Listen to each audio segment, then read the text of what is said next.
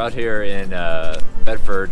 This is a pretty good little pocket outside of Fort Worth. We're out here touring a property today that's on the market, and it has about 130 plus units here on this property. Then there's another property you can see on this property, sort of flat roof, individual HVAC. They've done a lot of the cedar plank balconies, and I've got some covered parking as well, and pretty decent sized playground. Yeah, a lot of people are usually, trying to move up in class. This property that we're at right now is really probably just like a C+ sort of property. It has individual HVAC on the roof, and then the parking lot is asphalt, sort of demographic on the lower end of the spectrum. So this is really a Class C property, but sort of in a B neighborhood. It's a little bit older, but then the submarket and the neighborhood are pretty good. Then you're gonna have some rental rate upside over time.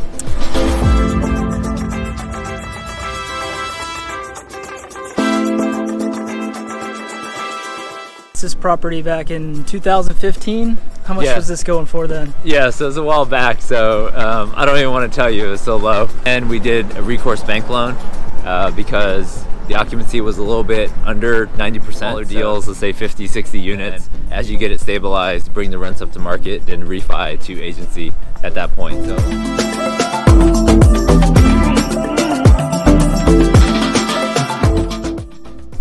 Occupancy on this property is in the low 90%, so it qualifies for agency financing.